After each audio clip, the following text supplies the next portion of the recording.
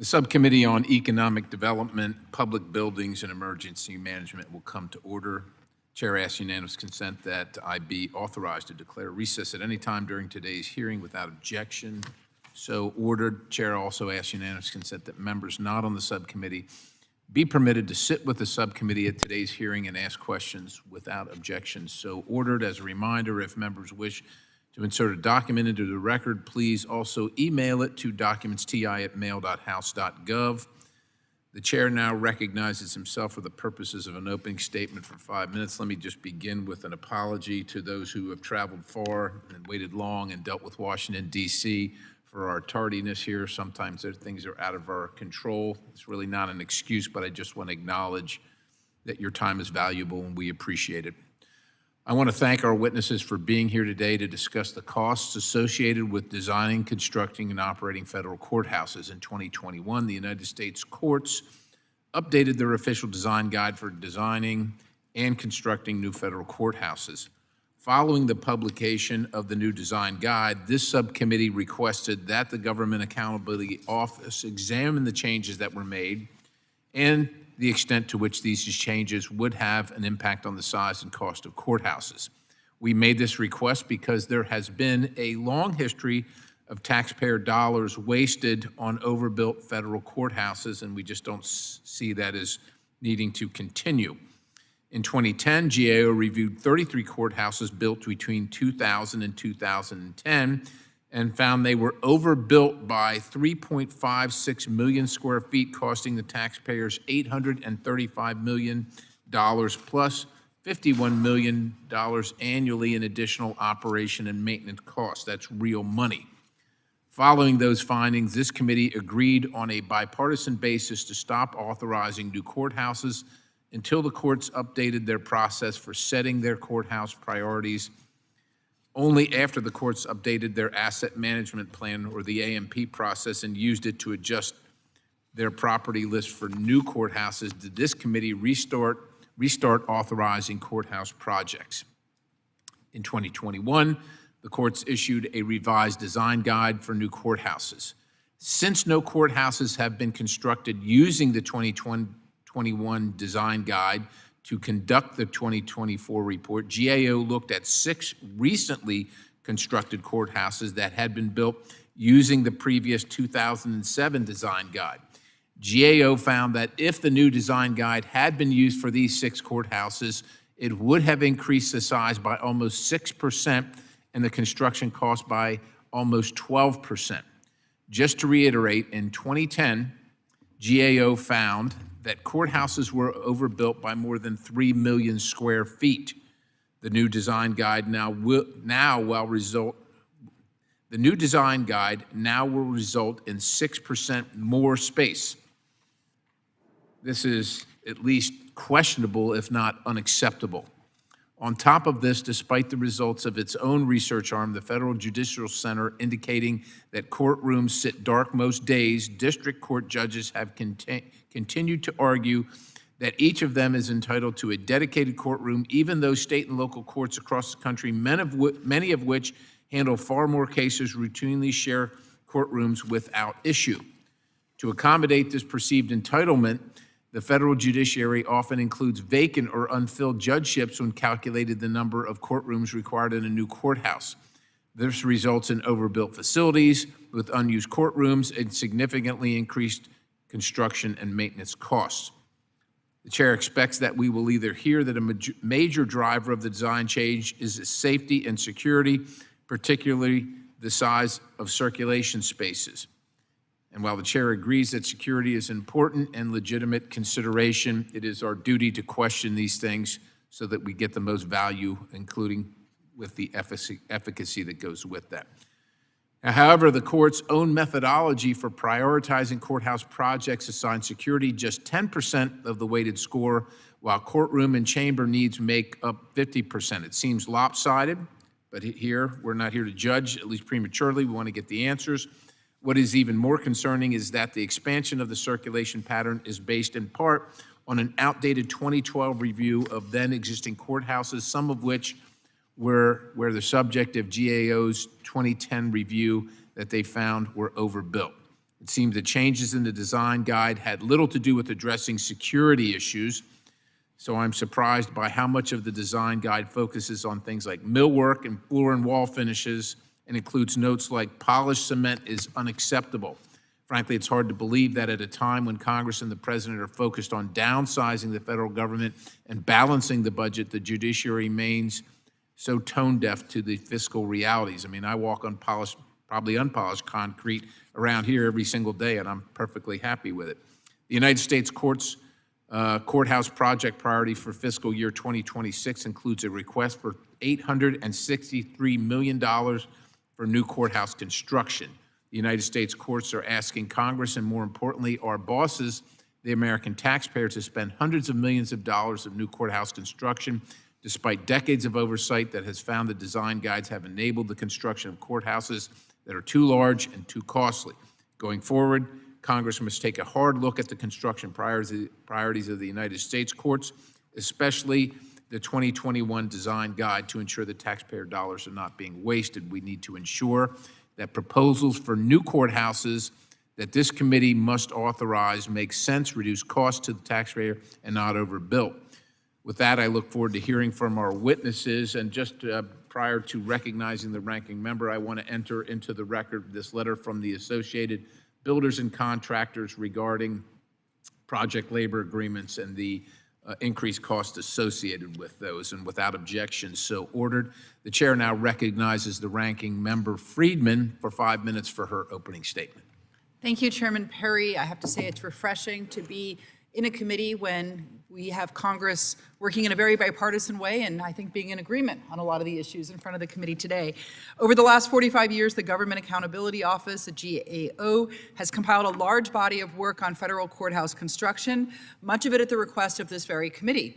In study after study, GAO found that the judiciary has requested and received courthouses that are larger than the size authorized by Congress and more expensive to build and operate than Congress was aware of.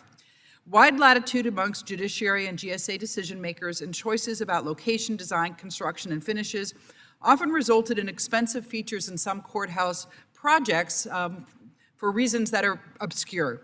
Long-range space projections by the judiciary were not sufficiently reliable. The judiciary's 5-year plan did not always reflect its most urgently needed projects. And the judiciary did not track courtroom usage. The judiciary pays rent to GSA for the use of these courthouses, and the proportion of the judiciary's budget that goes to rent has increased as its space requirements have grown. Difficulties in paying for its increasing rent costs were so great that the judiciary requested a $483 million permanent annual exemption from rent payments to GSA, which they did not receive. Representative Elaine Holmes Norton, then chair of the subcommittee, was so concerned about the bloated federal courthouse construction program that she asked then President Obama to place a moratorium on new courthouse construction requests. Along the way, the judiciary did seem to try to meet the concern of Congress. The Judicial Conference revised its courtroom allocation planning assumptions. New courtroom construction projects are to be designed to facilitate courtroom sharing for senior district judges, magistrate judges, and bankruptcy judges, but there is still some cause for concern. In 2022, this committee asked GAA to look at differences between the court's 2007 design guide and their updated 2021 design guide. GAO found that the changes made to the 2021 design guide will increase the size of new courthouses by 12%. As the judiciary increases the size of their spaces, the building envelope expands. More tile, more wiring, more ceiling tiles, more paint, longer hallways, increased circulation, you get the picture. The judiciary wanted 3 circulation zones: public, restricted space for judges and staff, and the secure circulation, that's the marshal's service purview to move prisoners, which of course is appropriate. But when updating the design guide to reflect the changes in circulation, the judiciary did not fully collaborate with GSA or the Federal Protective Service to determine necessity or even feasibility. I appreciate the participation of the witnesses today. Director Marroni, you and your colleagues are the workhorses of this committee.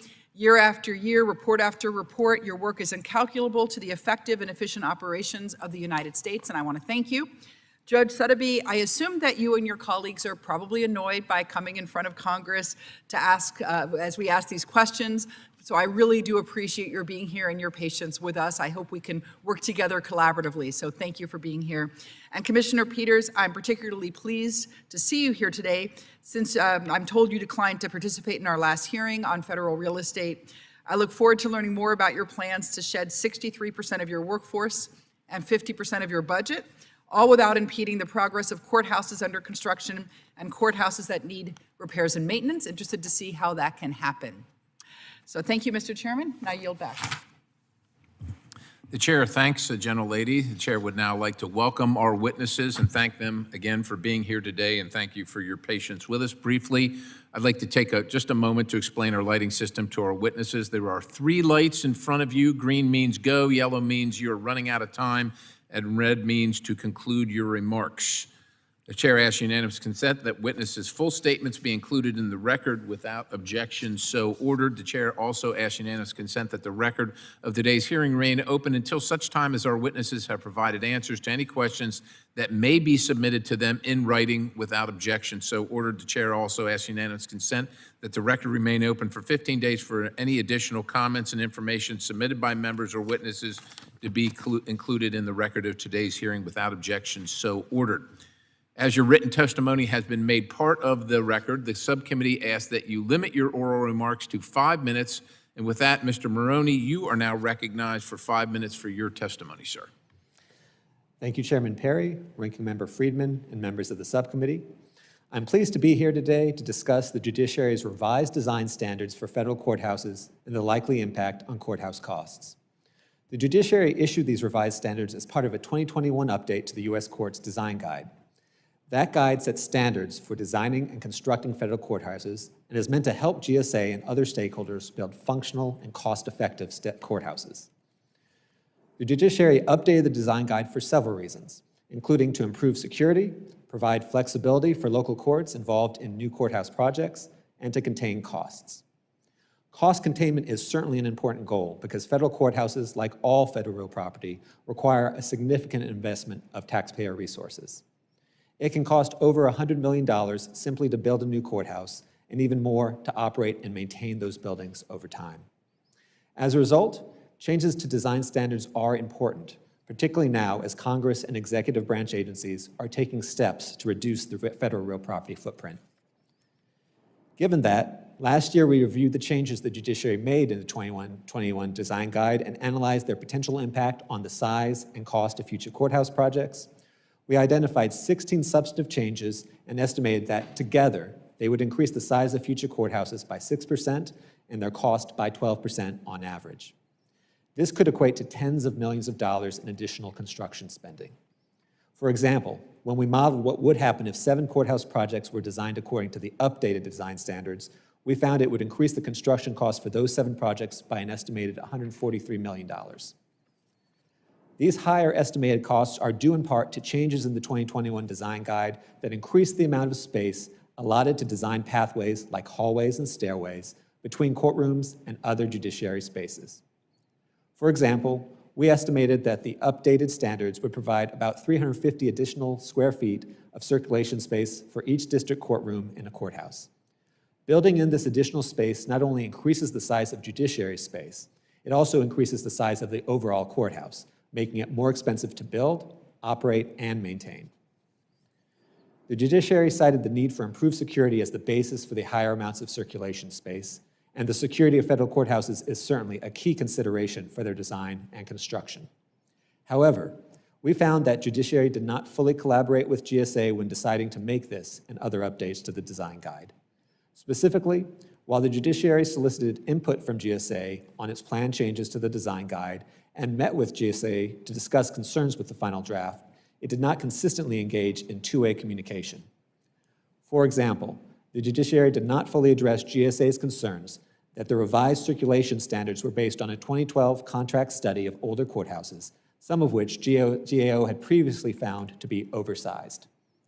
GSA officials told us it was unclear how the judiciary determined the final 2021 circulation standards in relation to that study.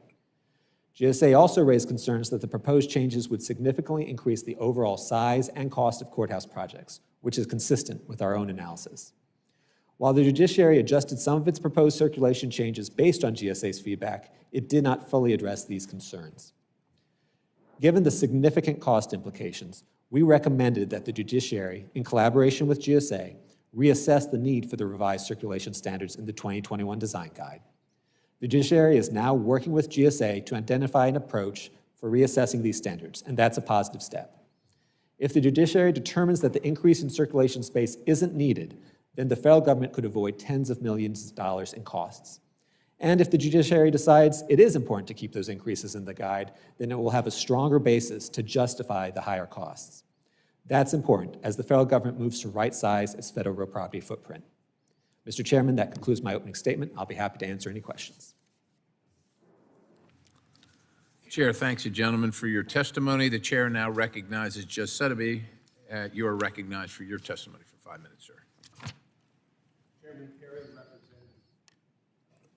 Friedman, and members of the subcommittee, I'm Glenn Suddaby. I'm a U.S. District Court judge in the Northern District of New York, and I'm the chair of the Judicial Conference Committee on Space and Facilities. Thank you for the opportunity to be here today. As this subcommittee considers the topic of federal courthouse design and construction, examining the costs to the taxpayer, I want to assure you that the judiciary is also thinking about being good stewards of taxpayer dollars. Federal courthouses play an instrumental role in allowing the third branch to carry out its constitutional mission. Every day in these buildings across the country, judges preside over hearings, trials, litigants appear in courtrooms to present their cases to juries, and the public is able to observe the administration of justice. Courthouses are unique buildings. They serve a vital and distinct purpose to the communities in which they are located. Accordingly, the judiciary plays particular importance and is on its courthouse construction and facilities programs. In recent years, the judiciary has used a number of tools to manage its courthouse construction program in a cost-efficient and effective manner, including a 3% space reduction program, circuit-wide policies to assure no net new space growth, and the capital security program, as well as courtroom sharing policies. At the outset, it is important to note the judiciary space is not like much of the executive branch.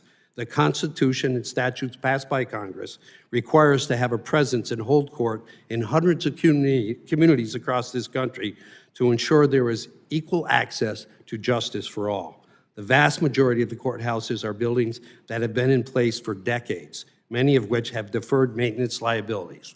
At the same time, the judiciary acknowledges we are obligated to the efficient use of the space we have. To that end, in 2013, the judiciary began its space reduction program by setting out on a 5-year goal to reduce its nationwide footprint by 3%. By 2018, the judiciary surpassed that goal, reducing over 1.1 million rentable square feet, which equated to an annual cost avoidance of $36 million and a cumulative cost avoidance over $100 million during that time period. Since the conclusion of that space reduction effort, the judiciary has maintained a no net new policy, whereby any space increase within a circuit must be met with corresponding and equal space reduction in order to ensure the federal judiciary footprint does not grow.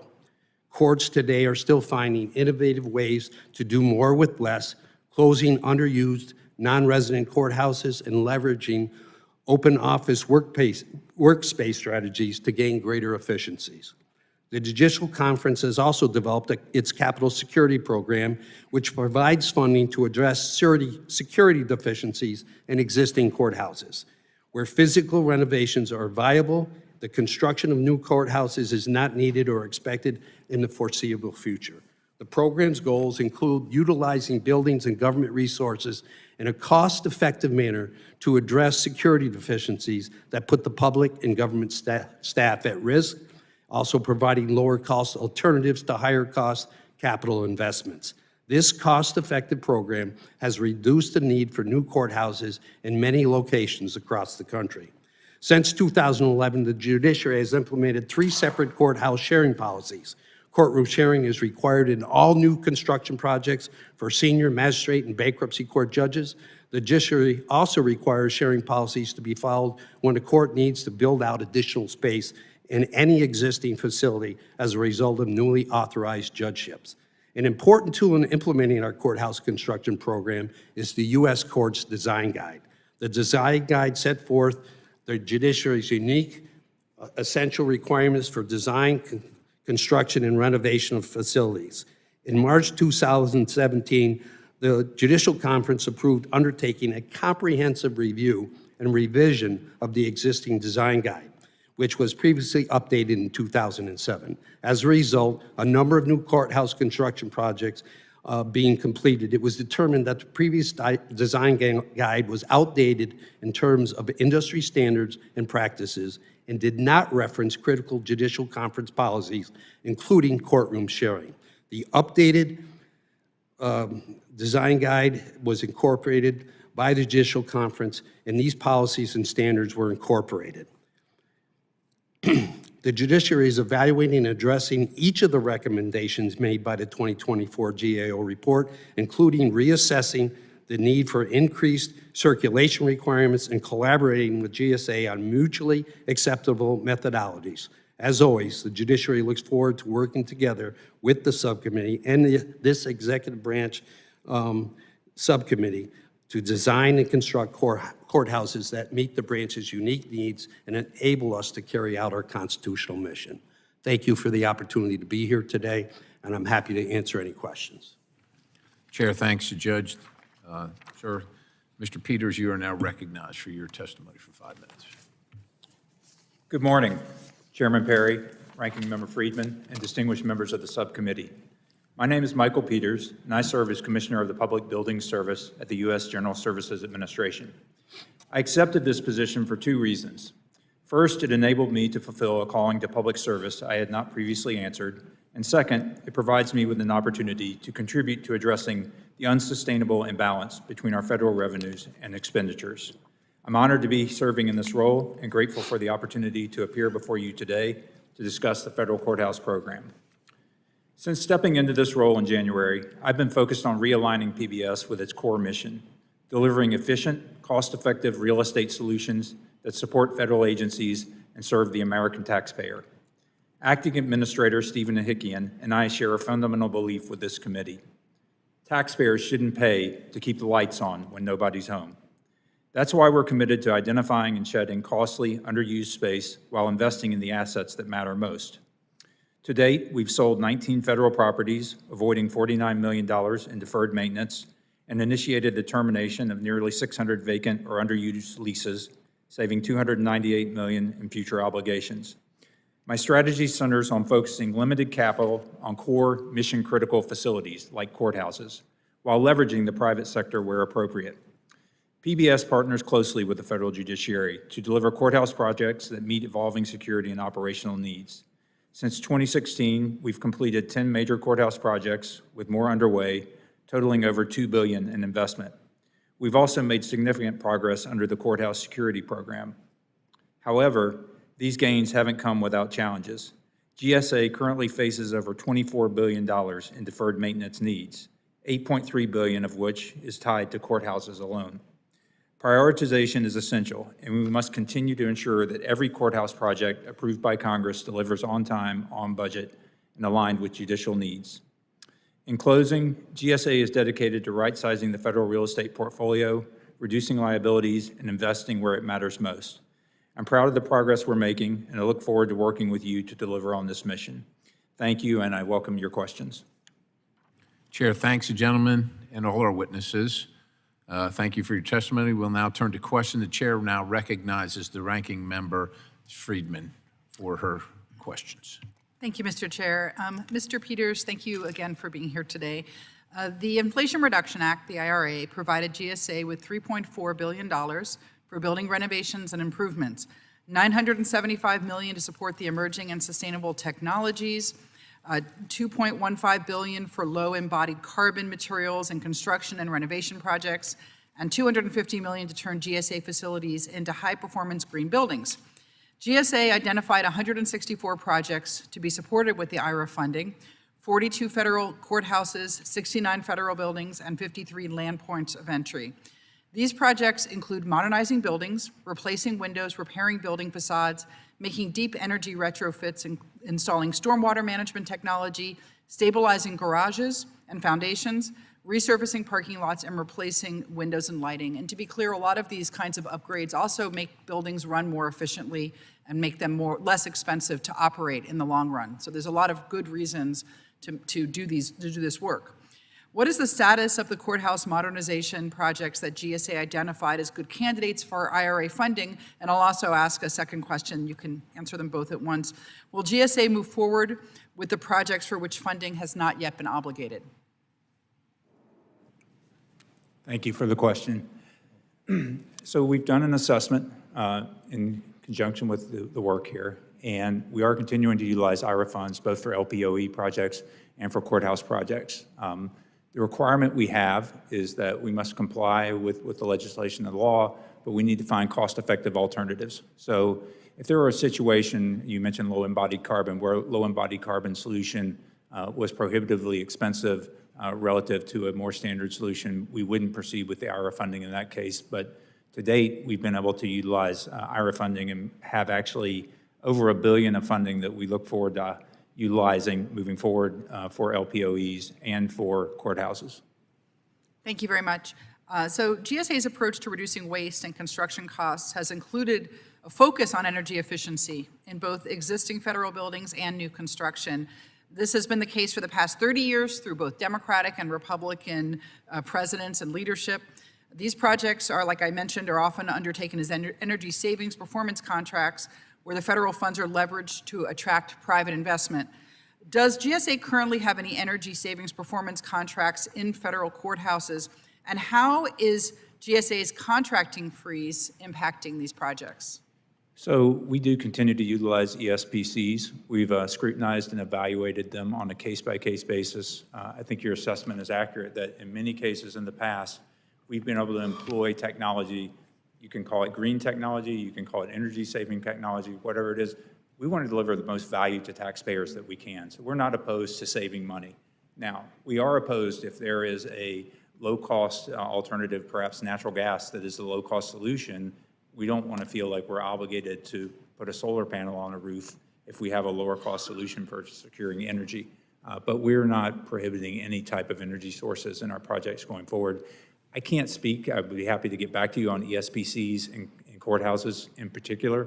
We're certainly using ESPCs across the portfolio, though. Thank you. I'll move now to Judge Suddaby. Thanks again for being here. The judiciary has cited the need for heightened security at courthouses as a reason for revisiting the 2007 design guide. Obviously, we want everyone to be safe and secure in courthouses. Given ongoing security concerns, why did the judiciary not include the Federal Protective Service in the process of revising the design guideline? Thank you for the question.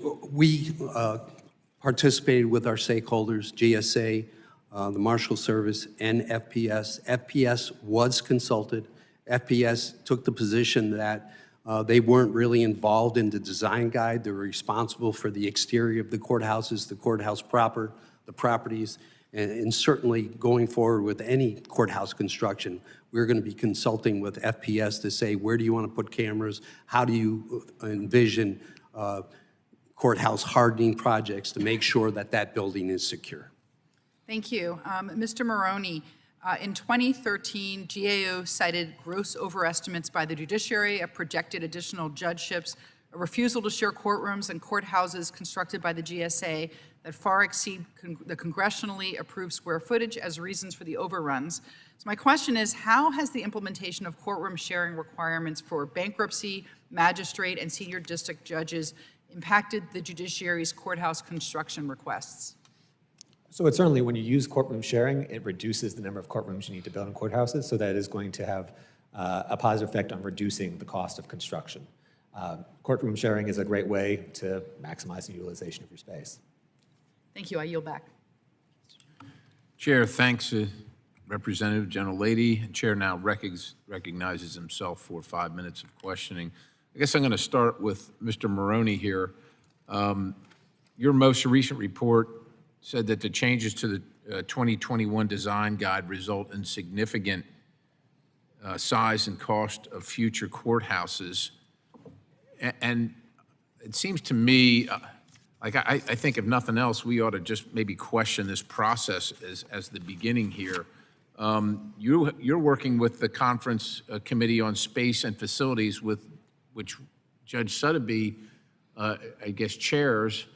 And do you see this as the appropriate methodology for determining what courthouses should be? I understand I'm not a judge, so I'm not in the chambers. I don't know what the needs are. I suspect you're not either, so we would design a building differently, so we want that input, but are we asking the people to provide the input? Are those the very people that are going to say, well, you need this and you don't need that? With all due respect, I mean, I would assume that they would advocate for the best for themselves. We all would, but is that the best for the taxpayer, and is that the most efficient and best way to do this in your estimation based on what you've seen? So I think it's important that judiciary establishes the requirements. As you were saying, they know best their needs. But I think as part of that, it's important that they collaborate with GSA, with their partners, to get a sense of the real-world implications of this. I also think getting congressional oversight and other independent means to look at these design guide changes, like we've done this 2024 report, is important because, yes, as anyone, when you're looking at your needs, you're going to know what you need, but you're also, maybe go for a little more than perhaps an independent observer would think you would need. So having an independent source to look at it is important. So just to follow that line of reasoning, that line of thought, who's the arbitrator? Who's the arbiter? Who's the honest broker? Not to say that anybody's dishonest, but is it Congress? Is it this committee that provides all the oversight to what who else would it be? Who is it? Is it you? It's not us. The primary oversight would be Congress through the authorization process as well as through the appropriations process. Judiciary as a branch of government is setting its own requirements there. Okay, so we certainly can help by providing reports, but we are not the primary. So that having been said, in my opening statement, I mentioned the fact that the courthouse's project assigned security 10% of the weighted score, while the courtroom and chamber needs make up 50%. Who determines that makeup? Is it Judge Suddaby's group, or who is it Congress? Who determines that? Because the claim is that this is all for security and safety, and I think we're all for that, whether you're Democrat or Republican, but it clearly indicates that there are other forces that seem to take precedent over safety and security. The question is who determines what that breakout's supposed to be? So I believe judiciary sets their requirements for the security and the other requirements for the courthouse. Does that not seem at least a little bit like the fox guard and the hen house? Well, I think it's a starting point to design. You need the customer to decide what their requirements are, but you do need some oversight of what's coming out of that. So let me ask you this. We've got the 2021 design guide, but we've also got the 2007 design guide. The committee has been informed that the courthouse in San Juan, Puerto Rico would be designed to the 2007 standards, but may include elements from the 2021 standards. Those are the very elements that your organization, the GAO, claimed would increase cost and size. Why do we have two standards, and which one are we following, and why are we following? What's happening here? So my understanding there, and Judge Suddaby can correct me, but my understanding is they're using the 2007 design guide and then incorporating cost-neutral elements from the 2021 guide. So not circulation we're describing, they're including the cost-neutral elements, but Judge Suddaby may be able to. Okay, Judge, what do you say to that? Yes, thank you. First of all, Mr. Chairman, I want to assure you that the judiciary is not tone deaf with regard to your concerns. Now, based on criticism from GAO and this committee, we had a 5-year plan which was halted, and we went to the asset management program to right-size courthouses, and we continue to do that.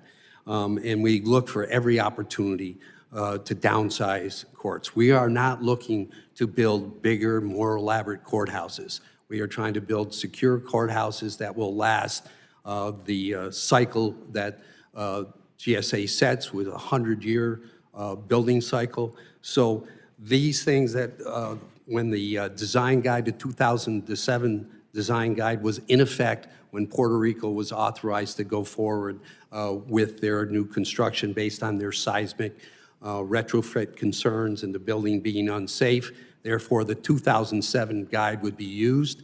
And then there have been no courthouses constructed or even designed under the 2021 design guide. So cost-neutral things that can occur to improve the design and circulation patterns of that courthouse in Puerto Rico, that'll be done as long as it's cost-neutral. Okay, thank you. My time has expired. The chair now recognizes the representative from Washington, D.C., the Honorable Ms. Norton. Thank you, Mr. Chairman. I support policies like the Courthouse Affordability and Space Efficiency Act that ensure cost effectiveness and space efficiency and require courtroom sharing. This subcommittee, including when I was chair, has worked over the past 2 decades to prevent federal courthouse overbuilding and to save taxpayer dollars.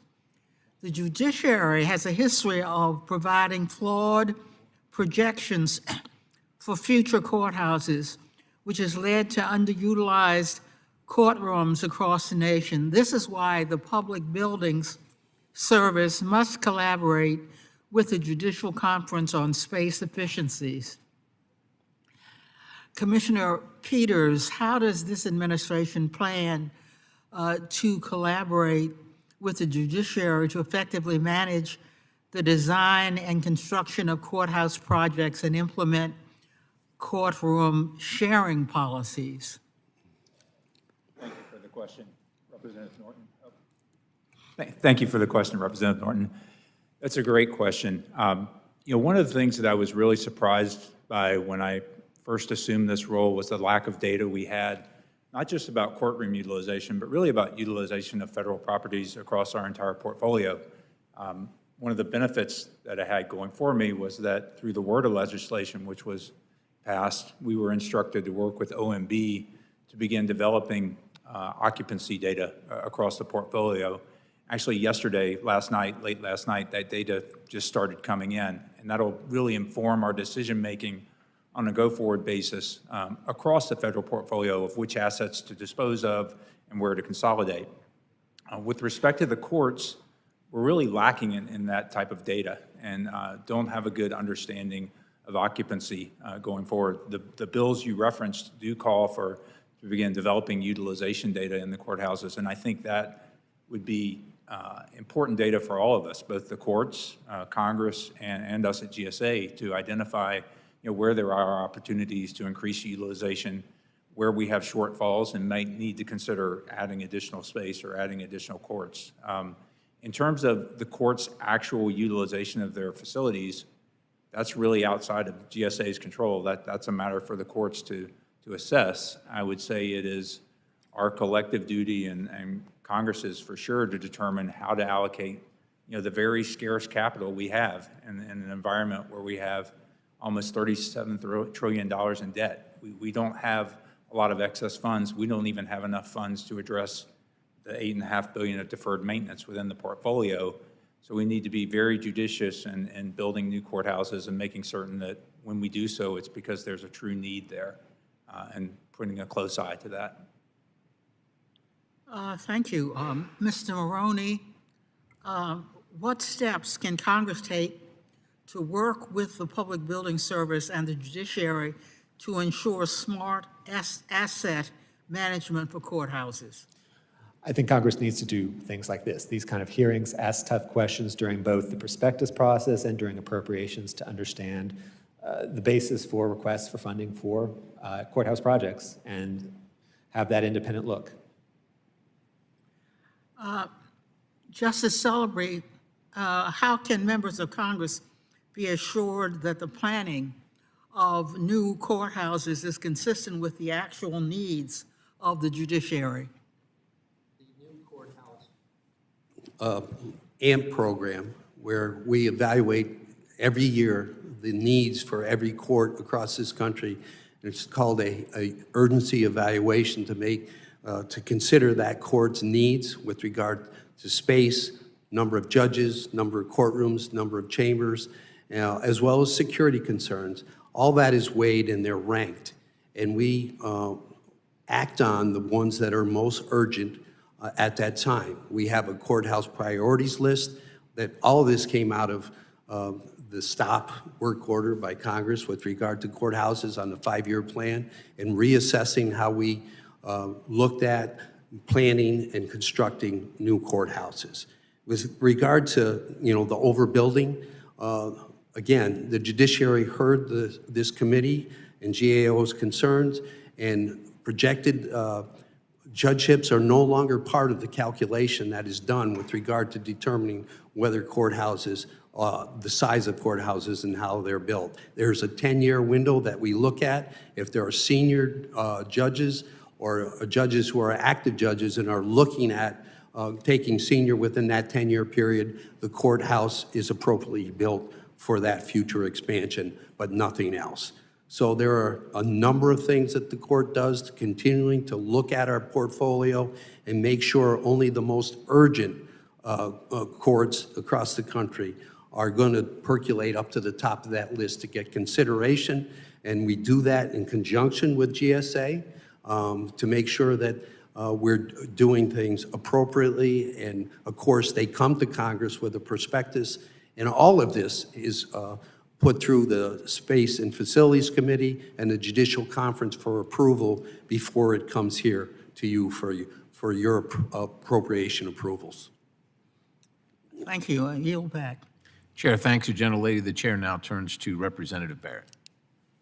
Thank you, Mr. Chairman, and apologies for not being here for your opening remarks. I was on my way across, but I did have a few questions for you, so if you've already answered them, please bear with me. I know we've talked a lot about courtroom sharing and what effect that has on overbuilding or building to right size or the appropriate size of a courtroom.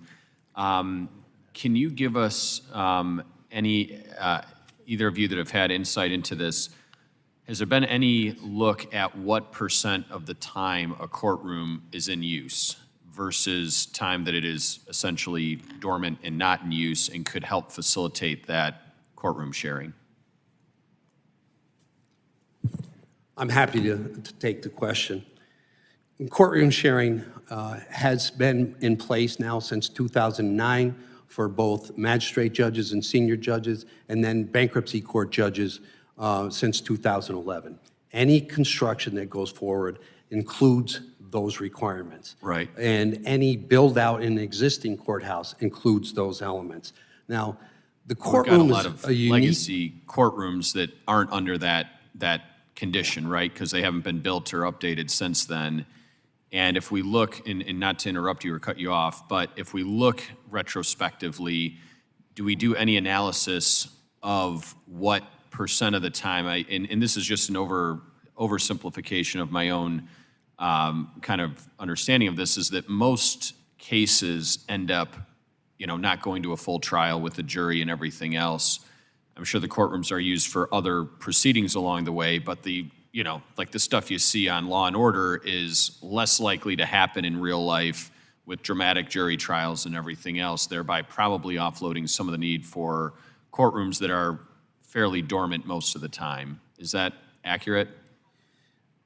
I would say it's not accurate. Okay. There's a reason for judges having access to courtrooms, and that's an important tool to get their docket or their cases moved. They have to handle emergency motions, they have to do trials that require Speedy Trial Act concerns, and active district court judges in this country are among the most busy judges in this nation. And they have to have a courtroom accessible to them. Now, is that courtroom used every day, 8 to 5 in the afternoon? No, not always. Depends on what's going on. But certainly that access and the ability to be in there is what gives them the ability to do their jobs. And the courtroom sharing policies that the Judicial Conference continues to look at and refine consider these things. And we work on them consistently to make sure that we're sharing where appropriate, but making sure that judges have courtrooms to do their work. And I think if you look at, some of how we do our work here, I mean, this committee hearing room is used for the full committee. It's used for each of the subcommittees. We share this space, and, you know, if you were to look at our committee today, there are fewer members than the full committee, and you would say maybe we're overbuilt in this room, but when the full committee is assembled and we're doing a markup, obviously we're right-sized for that situation. I just want to make sure that what we're doing is the appropriate use of resources that we have, and the escalation dramatically of building costs over time has made it such that we have to be far more mindful about the capital expense of things. Everything from building materials to labor to siting approval to engineering design, all of that has become far more expensive over time, and it ends up coming out of certainly, you know, the appropriations that come from the Congress. Another question I had for you, do we own every federal courthouse? Does the federal government own, or do we rent any space currently? There are some leased courthouses. Okay. And that's a decision that's made in conjunction with GSA, that it is more cost efficient and effective and timely to build or have a lease built done in a particular area. A lot of times, often rural or remote regions of the country where constructing a federal building just does not make good economic sense. So there are a few lease buildings, and of course, we have other leases for different court units. Probation and pretrial services often are in lease spaces. Federal defenders' offices are typically in lease spaces. Okay. Thank you, and thank you, Mr. Chairman. I yield back. Chair, thanks to gentlemen. The chair now recognizes Representative Figures. Thank you, Mr. Chair, and thank you to all of the witnesses for being here today, and thank you to your respective teams for getting you guys prepared here. I don't know if a law clerk, you know, when I was a law clerk, congressional testimony preparation wasn't exactly within the job description, so want to give a special thanks to you guys. Judge Suddaby, I want to start with you. Can you just talk about and highlight the importance? I've been a federal law clerk myself. I've worked at Department of Justice. Can you talk about the importance in all of this to making sure that prioritizing judicial security remains the sort of North Star in all of these design changes and all of the construction assessments that we're doing, that we don't lose sight of the ball of making sure that we're asking our judges and our court personnel and officers and witnesses and all of those who are participating in courthouse proceedings, that they are in as safe as possible position that they can possibly be? Yes, thank you. The design guide revision was, a lot of the impetus for that was on that particular concern, security. And it's a major concern in all construction. The 3 pathways of circulation, secure for in-custody persons, you know, in law enforcement, the marshal service, transporting people into our courts, restricted areas for judges and staff, and obviously the open public corridors. In many of our older courthouses, those pathways do not exist. These are from lessons learned, things like building sally ports for the appropriate transportation and security of in-custody persons, secure parking. All of these things are incorporated in the design guide, and again, we work cooperatively with GSA to make sure those issues are addressed. One of the things that drove the size concerns of GAO, and we thank them for their analysis, is that making sure that those corridors existed and didn't impinge on other areas of the courthouse design. So certainly, again, it's not our intention to build bigger or more opulent courthouses. Secure, efficient courthouses that will stand for decades and allow for reasonable growth without overbuilding is what we're attempting to do. All right. And I want to shift focus a little bit to our more rural areas, satellite offices, as they're commonly referred to. I come from Alabama. Mobile and Montgomery are both respective sort of judicial district seats. Montgomery being the middle district, Mobile being the southern district. They both have satellite offices, and those satellite offices historically, as I'm sure you can relate to, Judge, they have historically been the redheaded stepchild when it comes to investments in terms of construction, redesign, upgrades, renovations. that sort of thing. So as we go through this process, can you talk to me, Mr. Peters, I'll direct this one to you, and anyone who wants to take a stab at it, of what we can do to prioritize making sure that those satellite offices don't fall behind the curve in this and don't get unnecessarily cut. Appreciate the question. I actually was born in Alabama so many moons ago. Well, here's the question. Roll Tide or War Eagle? I There's grew only up in one right Florida. answer. There's no good answer there.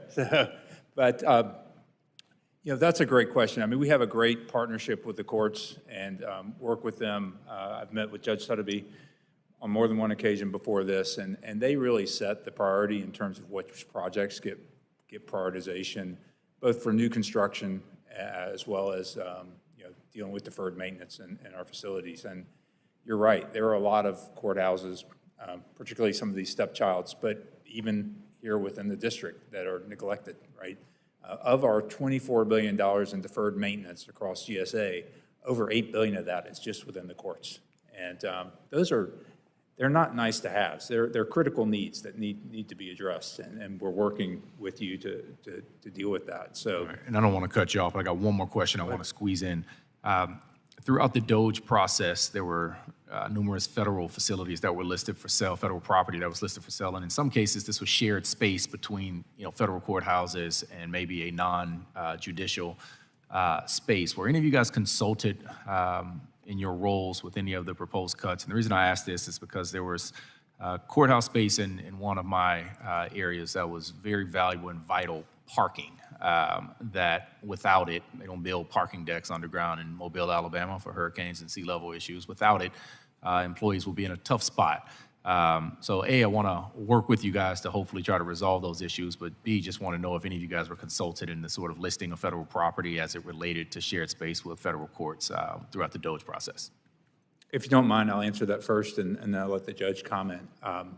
The list that we published initially there were two purposes. Primarily, it was to identify core assets, which we view as basically untouchable assets. They should be owned by the federal government in perpetuity. There were other assets that didn't fall into that category that got listed as non-core, probably not the best name. That was not meant to imply that those assets are for sale or that we're trying to market them. It was meant to imply that we want to evaluate them and assess their importance to the federal government based on how utilized they are, what level of deferred maintenance is in them currently, could the existing tenants be moved into another facility. So probably poor communication on our part. I will say that the policy we have in place now, whether it relates to a potential lease termination or disposing of a building, is to first identify it, then contact the agency for which it would be relevant to get their input on that decision. If the agency is in agreement, in this case the courts, that, hey, this is an asset we could dispose of, then to reach out to Congress and the relevant members of the House and the Senate to make certain that they're aware before we take any action. But we probably did move a little too quickly in our first month here, and we've changed our procedures at this point. Thank you. I'm well over my time. I appreciate it. Chair thanks the gentleman. The chair now recognizes the gentleman, Mr. Onder. Thank you, Mr. Chairman, and thank you to the witnesses for being here today. Mr. Peters, and again, I apologize, excuse me if any of my questions have been asked previously, but what tools does the GSA have to push back when the judiciary proposes a building project, a courthouse that appears to be oversized or misaligned with the actual usage? What tools are at your disposal, and what's usually the outcome? Yeah, so I guess as I mentioned earlier, I think we really have been developing a collaborative relationship with the judiciary, but it's in the context of what we spoke of earlier. Massive federal debt, tight budget. We just have limited funds. Many of these projects are clearly useful, not just within the judiciary, elsewhere, but just because it's useful doesn't mean we can afford it. And so what we're working to do is to develop a better process of assessing need. And I think we would like to work collaboratively with the judiciary and Congress on one of the things that was mentioned earlier is utilization, because right now we're gathering that data outside the judiciary, but we don't have it collectively. If they have it, I'm unaware of it. Just think about like, how often are these courtrooms occupied? And I don't know what the ultimate standard should be, but let's work together to assess that so that we can make informed decisions about where do we spend our limited capital dollars, either improving and upgrading an existing facility or investing in a new courthouse. But our tools are really, we're kind of instructed what to build, and Congress appropriates the funds and says, go build this courthouse, and then we try to do that as cost effectively as we can, but we don't ultimately determine the design standards. Right. So, yeah, you touched on something I did want to ask. Does the GSA verify whether the new courthouses are actually being fully utilized once they're built? So I have to admit, we do not. Yeah. At least historically, that has not been our role. Like I say, I would welcome the opportunity to work together to determine how utilized they are. Sure. To determine how necessary they are. Judge, do you care to comment? Thank you. Well, any part of the design guide that would deviate, any construction deviation would have to be approved by the Judicial Conference, and then it would have to go through the process as an exception with GSA. They would then have to include it in the prospectus that would be sent over here for congressional approval. So to say that we're, looking at, overbuilding or doing extravagant things, that is not what this is about, and that's not what we are doing. As far as courtroom usage, there's a separate Judicial Conference Committee, the CATCOM Committee, Case Administration and Case Management, that has been looking and analyzing this issue for a number of years, which led, in conjunction with feedback from this subcommittee, to courtroom sharing that we have now. The determination about the way courtrooms are used by active district court judges, as I indicated previously, we use our space differently. And the fact that a courtroom may be empty for a period of time does not mean that that courtroom is not being put to use by a judge moving his docket, settling cases, being ready to, handle emergency motions or anything else. So those type of decisions the Judicial Conference makes by informed information coming back from the judges across the country. Okay, very good. And Mr. Marroni, the GAO found that many courthouses are underutilized with more space than needed. Has there been any measurable improvements since your last audit? And are there any reforms you'd recommend to rein in courthouse proposals that you might deem oversized?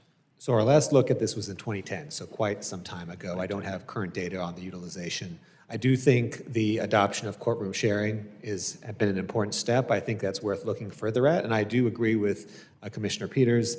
The extent that there can be data, it sounds like Judiciary may have some of that data to look at. How are these spaces being used? Could there be more courtroom sharing or other methods to increase utilization is worthwhile. Thank you. I yield back. Chair, thanks. The gentleman from Missouri. Are there any further questions? Looking around the room, I apologize. The change in schedule, unfortunately, oftentimes results in, we have other things that are layered on top of these hearings, and I'd like to have the luxury of other members being here to ask more questions, but we simply don't have them because I'm sure they're busy doing other things that comport with their schedule before it was kind of upended this morning. I do have one kind of final question as an overall theme here regarding utilization, occupancy, if you will, or utilization maybe is the better term.